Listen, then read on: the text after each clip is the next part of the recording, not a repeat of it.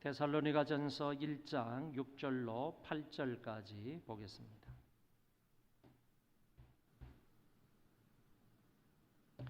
또 너희는 많은 환난 가운데서 성령의 기쁨으로 말씀을 받아 우리와 주를 본받은 자가 되었으니 그러므로 너희가 마게도냐와 아가야에 있는 모든 믿는 자의 본이 되었느니라.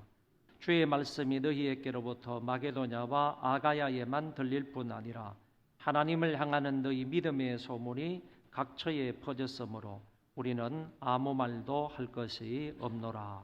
아멘. 사도 바울은 주후 50년경에 2차 전도 여행을 떠나게 됩니다. 예루살렘 교회에서 신뢰를 받고 뿐만 아니라 칭찬을 받고 있던 실라라는 사람을 데리고 2차 전도 여행을 가게 되었습니다. 아시아 지역에 가다가 디모데라는 사람이 합류를 해서 이제 3명의 전도자가 2차 전도 여행을 하게 되었던 것입니다. 원래 이 사람들은 아시아 북쪽으로 가려고 했지만은 예수님의 영이 성령님이 허락하지 않으므로 드로아 지방으로 가게 되었습니다. 이 드로아 지방에 가 있었을 때 거기에서 마게도냐인의 환상이 나타나서 손짓을 하면서 와서 우리를 도우라 하는 환상을 보게 되었습니다.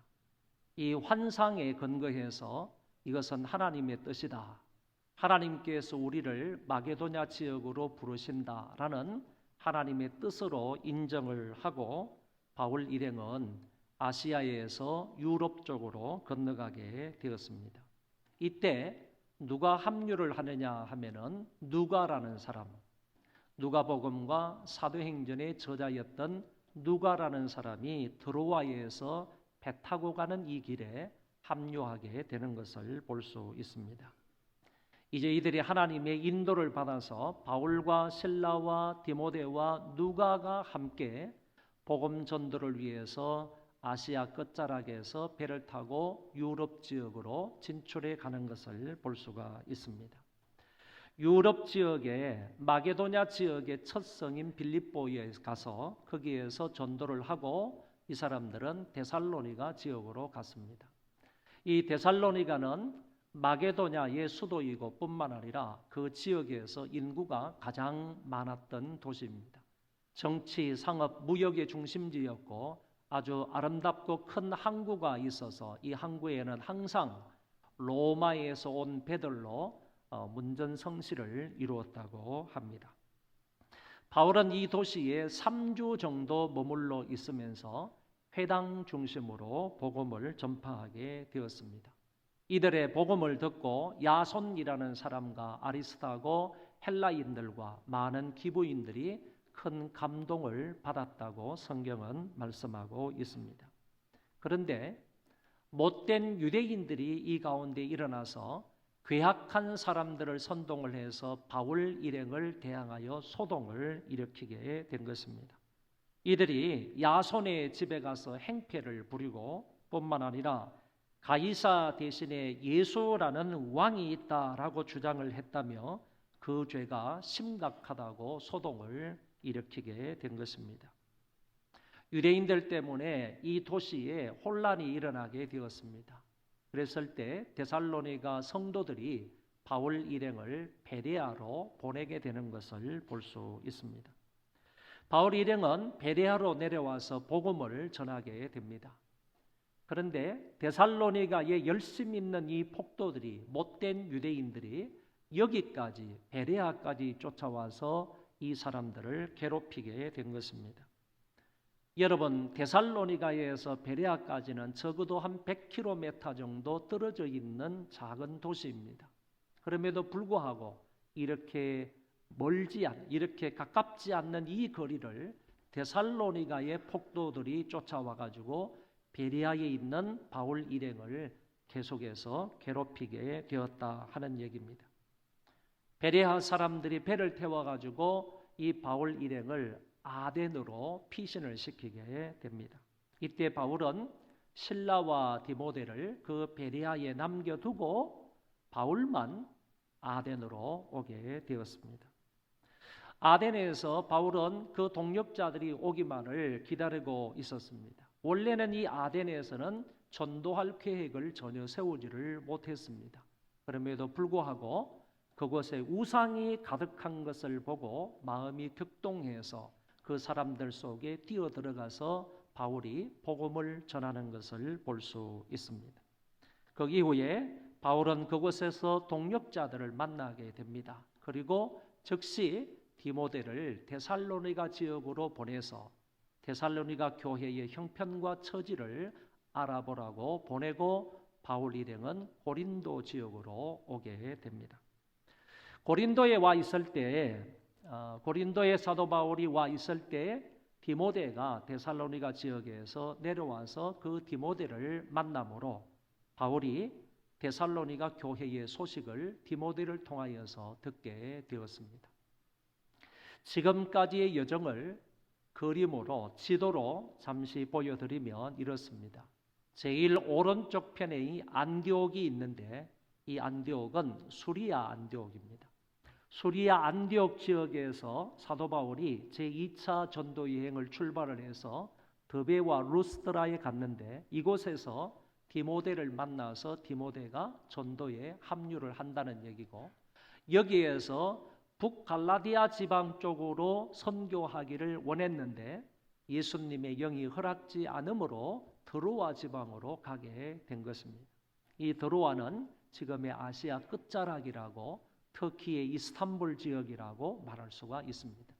이 드로아 지역에 가 있었을 때 마게도냐 지역에 있는 사람들이 손짓하면서 와서 우리를 도우라 하는 것을 하나님의 뜻으로 알고 드로아 지방에서 배 타고 빌립보 지방 마게도냐 지역의 첫 성으로 가게 된다는 것입니다. 이때 바로 누가복음과 사도행전의 저자인 누가라는 사람이 합류하게 되었다라는 얘기죠.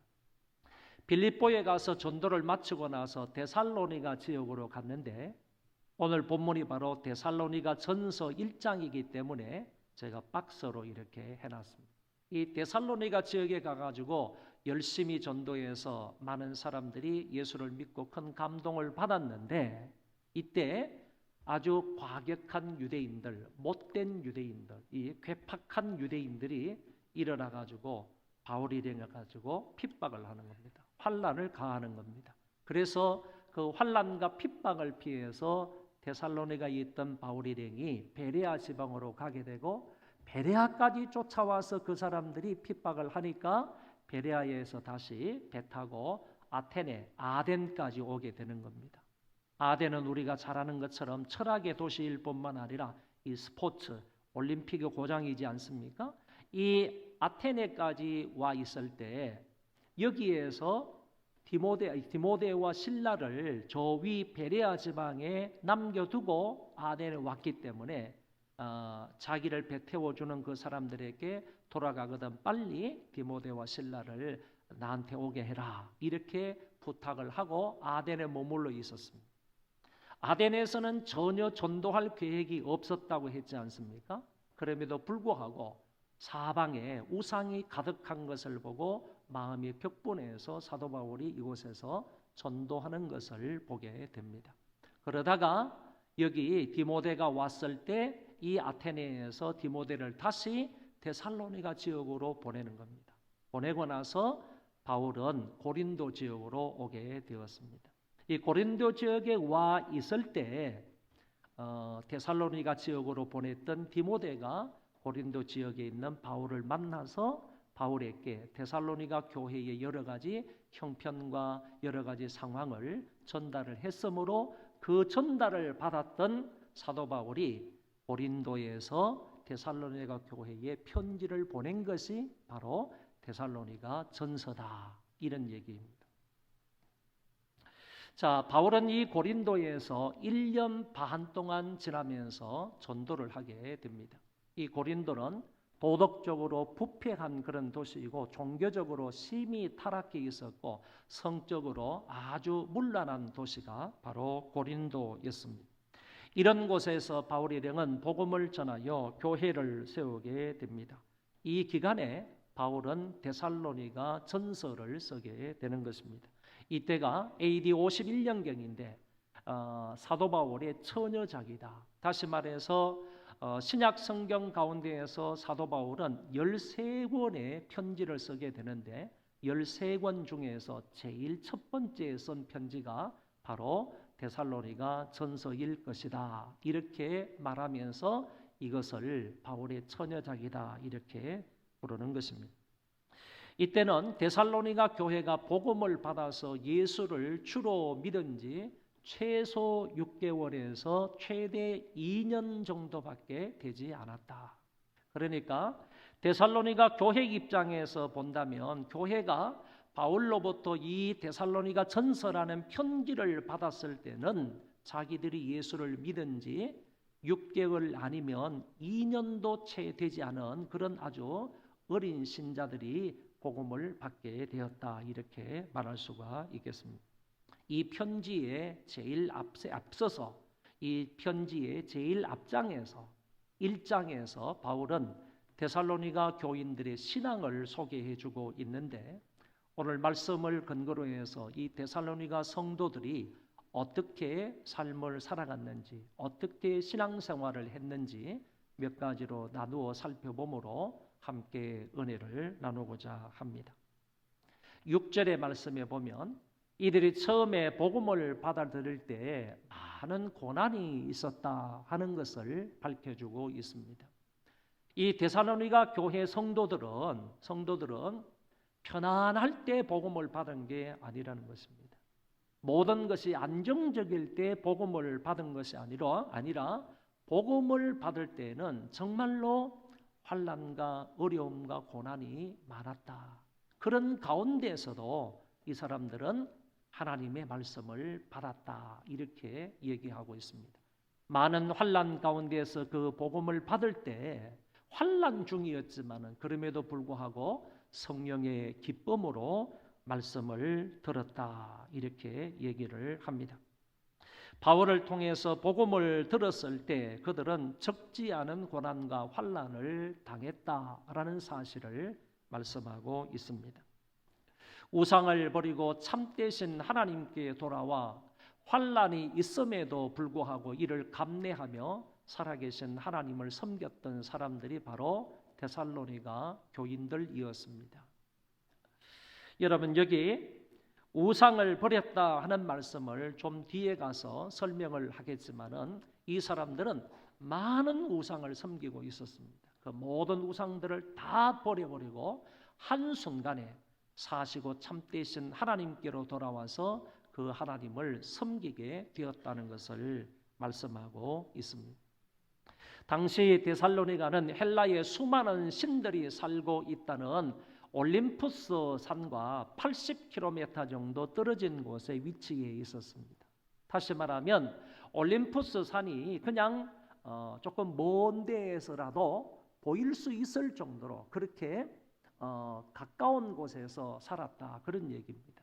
이 올림푸스 산에는 수없이 많은 신들이 있습니다. 신들이 사는 그런 산이라고 불리어지니까 이런 산에 가까이 있었던 그런 데살로니가 교인들이 그 산에 있는 여러 신들로부터 영향을 받은 것은 사실입니다. 당시 헬라인들은 신들이 많으면 많을수록 좋다고 여겼습니다.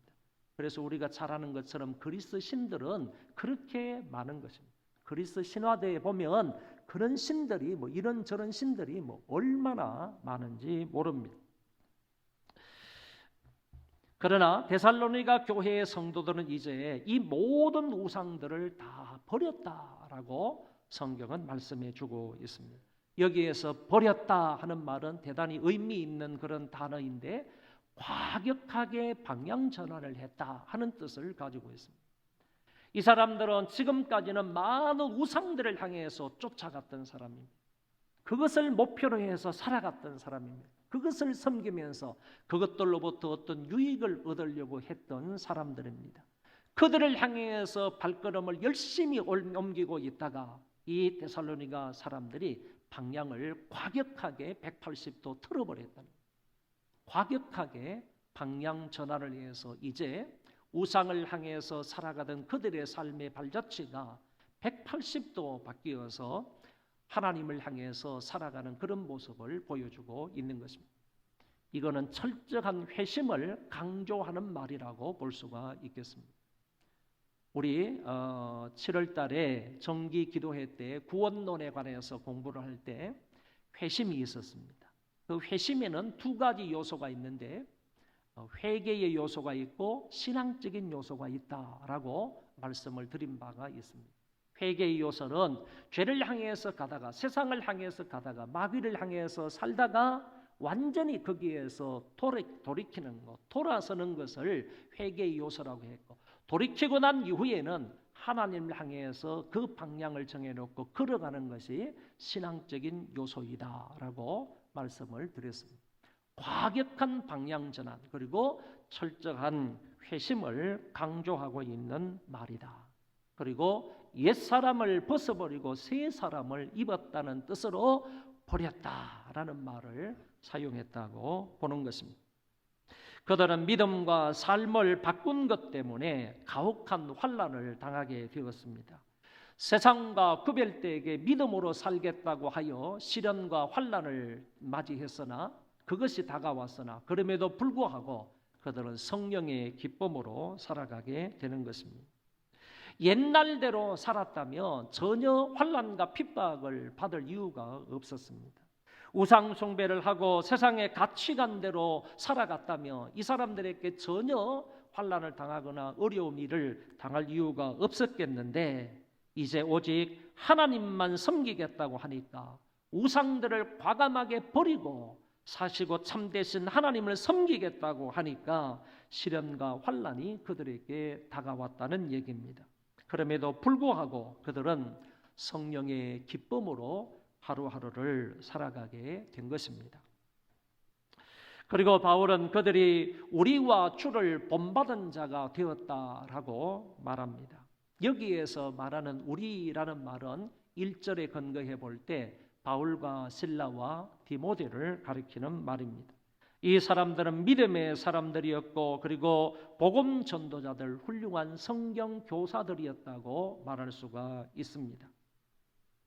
그러니까 이 사람들을 본받았다 하는 말은 자기들에게 복음을 전해준 이 영적 부모들을 잘 본받았다 하는 말로 설명할 수가 있겠습니다.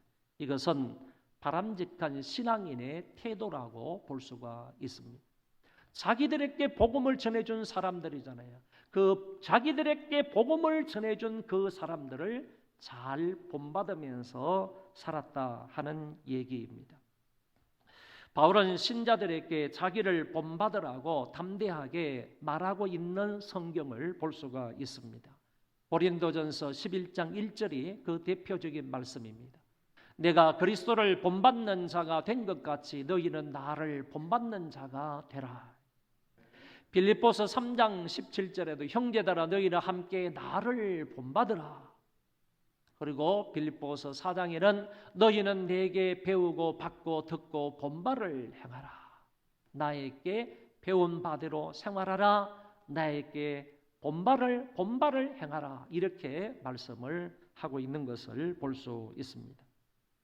비록 당시 데살로니가 성도들에게 바울이 이렇게 말하지는 않았겠지만 그럼에도 불구하고 그 성도들은 바울과 지도자들의 신앙을 잘 본받고 있었다는 얘기입니다. 더 나아가서 이들은 주님을 본받았다고 말씀하고 있습니다. 이들은 예수님을 자신들의 가장 최선의 모델로 여겼다는 겁니다. 예수 믿고 난 이후부터 시작을 해가지고 우리의 신앙생활에 있어서 우리의 삶의 어떤 가치관이나 삶의 목표에 있어서 예수님만이 가장 최선의 모델이다 이렇게 여기며 그 주님을 본받으며 살았다 그런 얘기입니다. 신앙생활의 목표가 바로 우리 주님을 본받는 데 있는 것 아닙니까? 우리가 예수님을 믿는다라는 이 말은 곧 예수님을 닮아간다라는 말로도 설명할 수가 있겠습니다. 예수님을 닮는다, 예수님을 본받는다라고 했을 때 예수님이 이루어 놓으신 구속적 성취를 본받는다는 얘기 아닙니다. 그건 인간이 죽었다 깨나도 본받을 수 없는 사항입니다.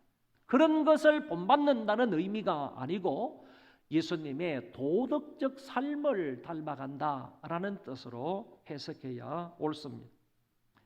예수님이 복음을 전하시고 선을 행하시고 다른 사람을 위해서 고난을 당하시고 자비를 베푸시고 이웃을 위해 기도하시는 그 주님의 모습, 이런 것을 본받는다는 의미를 가지고 있습니다. 이것은 머리로만 이해하고 말로만 믿는 것이 아니라 행동까지 변화되는 것을 의미합니다. 주님이 말씀하시는 것을 나도 말하고, 주님이 생각하는 것을 나도 생각하고, 주님이 행동하신 것처럼 나도 행동하는 것, 이게 바로 주님을 본받는 삶이 될 것입니다.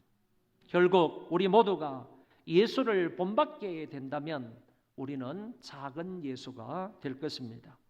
예수님처럼 사랑하고, 예수님처럼 순종하고, 예수님처럼 섬기며 살 수 있기를 바랍니다. 이들은 계속적인 환난 중에도 사도들과 주님을 본받는 신앙생활을 했다고 바울은 증명하고 있습니다.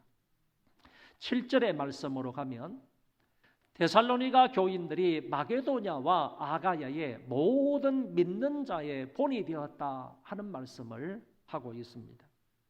여러분, 본받는 것이 있어야 남들의 본이 될 수 있다는 얘기입니다. 이들은 사도들의 신앙을 본받았습니다. 더 나아가서 주님을 본받았습니다. 주님을 본받는 것이 있었기 때문에 이런 사람들이 다른 사람의 본이 될 수가 있었다, 그런 얘기입니다.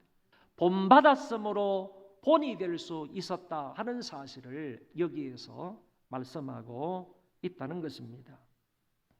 당시 마게도냐와 아가야에는 이미 수많은 기독교인들이 있었습니다. 흩어진 기독교인들, 이런 사람들에 의해서 복음이 전달이 되어서 마게도냐 지역까지 이미 복음이 전파가 되어서 믿는 사람들이 많이 있었다, 그런 얘기입니다. 이토록 많은 그리스도인들 중에 데살로니가 교회가 마땅히 신자들의 본이 되었다라는 말씀입니다. 이들이 생각하는 것, 말하는 것, 행동하는 것, 가정과 생활 터전에서 모범적으로 살았던 것, 이 모든 것들이 다른 교인들에게, 다른 성도들에게 본이 되었다 하는 말씀입니다. 그들이 타인의 표본이 되었던 한 가지 일을 성경은 밝혀주고 있습니다. 그게 뭐냐? 다른 성도들의 정말 샘플이 되었던 한 가지 일이 바로 이들의 헌금 생활이었습니다. 고린도후서 8장에 이런 말씀이 있습니다. 형제들아, 하나님께서 마게도냐 교인들에게 주신 은혜를 우리가 너희에게 알리노니, 사도 바울이 고린도 교회에 편지를 보내면서 이렇게 말하는 겁니다. 마게도냐 교회들의 샘플을 고린도 교회에게 얘기를 하는 것입니다. 너희들에게 알린다. 환난의 많은 시련 가운데에서 그들의 넘치는 기쁨과, 여러분 보세요. 오늘 본문에도 있는 것처럼 이 성도들이 마게도냐 지역에 있었던 성도들, 다시 말해서 빌립보 교회나 데살로니가 교회나 더 나아가서 베레아 교회나 이런 교회들은 복음을 받을 때에 편안한 가운데서 복음을 받은 게 아니라는 얘기예요. 많은 환난 가운데서 복음을 받았는데 그럼에도 불구하고 이 사람들은 성령의 기쁨으로 그 말씀을 받았다. 여기에서도 많은 시련 가운데에서 그들의 넘치는 기쁨과 이 얘기를 하고 더 나아가서 극심한 가난이 그들의 풍성한 연보를 넘치도록 하게 하였느니라. 이 마게도냐 교회, 데살로니가 교회의 샘플을 사도 바울이 고린도 교회에 얘기를 하면서 너희들도 이 교회를 본받으라 라고 말하고 있더라라는 얘기입니다. 여기에서 여기 표현된 이 말씀을 가만히 보면 극심한 가난이라는 말하고 이어서 풍성한 연보라는 말이 나오는데, 여러분 이것은 실제적으로 같이 나올 수 있는 단어가 아닙니다. 극한 가난 속에서 어떻게 풍성한 연보를 할 수 있냐? 풍성한 연보를 뒤편에 가서 보면 그에게 헌금이라 이렇게 되어 있어요. 극심한 가난 중에 어떻게 그에게 연보를 할 수 있냐 이 말이죠. 가난은 극심한데 어떻게 연보를 풍성하게 할 수 있냐 이거지. 그에게 연보를 할 수 있냐 이거지. 이 두 말은 결코 같이 나올 수 있는 말이 아니라는 것입니다. 그런데 성경 가운데 유일하게요, 여기에서만 극심한 가난이 그들의 풍성한 연보를 넘치도록 하게 하였다라고 표현해주고 있습니다. 이것이 다른 지역의 성도들에게 본이 되었다 하는 것을 오늘 성경에 말씀하고 있는 것입니다. 데살로니가 교회의 성도들이 다른 부분에서도 사람들의 본이 되었지만은 오늘 요 말씀에 근거해서 보면 헌금 생활을 하는 데 있어서도 다른 모든 사람들, 다른 모든 성도들에게 이런 본된 삶을 살았다 하는 것을 말할 수가 있는 것입니다. 8절로 가서 보면 데살로니가 성도들의 믿음에 대한 소문이 각처에 퍼졌기 때문에 사도들조차도 더 이상 구원할 말이 없다고 하였습니다. 이들은 하나님을 절대적으로 신뢰하였습니다. 하나님의 말씀을 철저하게 믿었고 그리고 말씀에 순종했고 그리고 그 말씀을 전파하였습니다. 바울 일행으로부터 전수받은 예수 그리스도 안에서 구원을 받는다. 예수 그리스도를 믿어야만 구원을 받는다. 구원을 받는 데 있어서 다른 길은 없다. 예수만이 길이요 진리요 생명이고 그 예수를 믿어야만 구원을 받는다. 할례를 받는다고 해서 구원을 받는 게 아니다. 선한 행위로 말미암아 구원을 받는 것이 아니다. 오로지 예수 그리스도를 믿어야만 구원을 받는다. 이 사실을 바울로부터 받았던 것을 이 사람들이 다른 사람들에게도 전파하게 되었다. 그런 얘기입니다.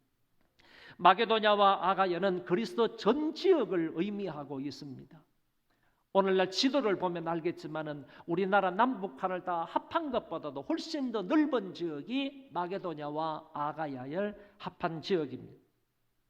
그럼에도 불구하고 이 사람들의 믿음의 소문이 이 전 지역을 넘어서요, 그리스도 전 지역을 넘어서 아시아와 서쪽의 로마와 스페인까지 그들의 믿음의 소문이 퍼져나갔다라고 볼 수가 있겠습니다.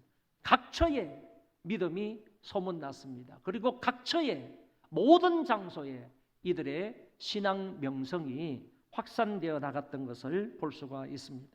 마치 큰 종소리가 한번 울려 퍼지게 되면 그 종소리가 멀리까지 퍼져나가는 것처럼, 뿐만 아니라 나팔 소리가 널리 울려 퍼지는 것처럼 저들의 믿음도 이렇게 퍼져나갔다는 얘기입니다.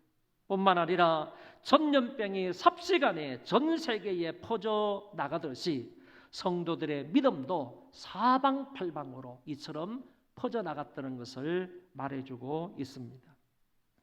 성도들의 신앙이 이처럼 대단했기 때문에 바울은 아무 말도 할 것이 없었다고 말해주고 있습니다. 그들이 말과 성령의 능력으로 곳곳마다 복음을 전하고 있으니 더 이상 그들에게 복음을 전하라고, 때를 얻든지 못 얻든지 하나님의 말씀을 전하라고 더 이상 권면할 말이 없었다라는 얘기입니다. 여러분, 아이들이 자기들이 알아서 모든 일들을 잘하면 부모들이 그 아이에게 잔소리를 하거나 이래라 저래라 권면할 필요가 없지 않습니까? 그런데 만약에 아이들이 맨날 늦게 일어나고 뿐만 아니라 숙제도 안 하고 시험 시간인데 핸드폰 가지고 게임만 하고 있고 그리고 밤늦게까지 공부는 안 하는데 못하고 있는지를 모르겠고 그리고 주일날 아침에 겨우 깨워서 교회를 보내놓으면 예배 시간에 자다가 오니까 부모들은 그런 아이들에게는 무엇인가 잔소리를 안 할 수 없는 거지. 그리고 무엇인가 그들을 권면하지 않을 수가 없는 것이죠. 못하니까, 잘 안 되니까. 그런데 이 데살로니가 성도들은 알아서 모든 일들을 잘했습니다. 알아서 모든 신앙생활을 잘했다는 얘기입니다. 여러분, 믿은 지 2년도 채 되지 않은 그런 사람들이에요. 어쩌면 우리 입장에서 생각하면 초신자나 마찬가지입니다. 신앙생활 연식이 얼마 되지 않은 사람들입니다. 그런 마당에 있던 그런 사람들이에요. 그럼에도 불구하고 이렇게 신앙생활을 잘했다 하는 부분은 오늘 저와 여러분들에게 큰 도전이 아니 될 수가 없는 것입니다. 여러분은 지금까지 신앙생활을 몇 년 동안 해 오셨습니까? 10년 하셨습니까? 20년 하셨습니까? 30년 해 오셨습니까? 아니면 모태신앙입니까? 그렇다면 여러분의 신앙과 데살로니가 성도들의 신앙을 한번 비교해 보시기를 바랍니다. 이 데살로니가 교회 성도들은 믿은 지 채 2년도 되지 않은 성도들입니다. 거기에 비해서 우리 자신들의 신앙을 비교해 볼 때 정말 부끄럽기 그지없는 우리의 신앙이 아닌가라고 생각이 됩니다. 연수는 오래되었고 직분도 받았고 나름대로 애를 써가면서 신앙생활을 한다고 하지만 아직도 부족하고 연약하기가 이를 데 없는 우리들입니다. 이제 데살로니가 교인들이 환난 중에 성령의 기쁨으로 복음을 받았듯이 우리도 아무리 삶이 힘들고 어렵고 여러 가지 일이 있다 할지라도 주일을 빼먹지 말고 교회에 나와서 하나님의 말씀을 성령의 기쁨으로 받을 수 있기를 바랍니다. 그리고 주님을 본받아 살아가시기를 바랍니다. 주 예수 그리스도를 닮아가시기를 바랍니다. 우리가 생각하는 것, 우리가 말하는 것, 우리가 행동하는 것이 주님을 닮아갔으면 좋겠습니다. 또 우리 구역 안에서, 우리 교회 안에서 성도들의 본이 되었으면 좋겠습니다. 그리고 여러분들의 믿음에 대한 소문이 우리의 교회를 넘어서 시흥시를 넘어서 경기도를 넘어서 대한민국을 넘어서 전 세계에 소문나기를 바랍니다. 그래서 소망교회 누구누구 성도 아니면 아무개 교사, 아무개 집사, 아니면 아무개 권사, 아무개 안수집사, 어떤 장로님 그러면 정말로 훌륭하다. 더 이상 권면할 말이 없다라고 할 정도로 훌륭한 신앙인들이 되어주시기를 바랍니다. 여러분의 자녀들도 이런 믿음의 사람이 되어주시기를 주의 이름으로 축원합니다. 우리 다 일어나셔서 내일이란 난 몰라요 함께 찬송하겠습니다.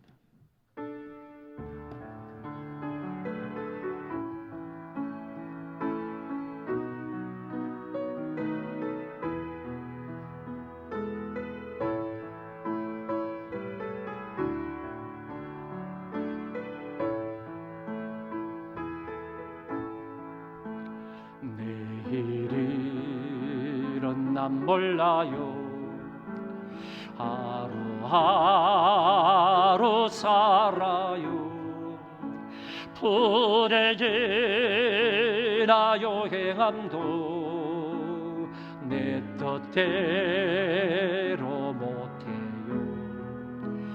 험한 길 가고 가도 끝은 없고 고뇌요 주님 예수 발레미사 내 손 잡아 주소서 내일은 난 몰라요 장래일 더 몰라요 아버지여 날 붙드사 평탄한 길 주옵소서 저버릴 길 진리의 길 주님 가신 그의 길 힘이 들고 어려워도 찬송하며 갑니다 성령이여 건성을 항상 들려주소서 내 마음은 성했어요 변치 않게 하소서 내일은 난 몰라요 장래일 더 몰라요 아버지여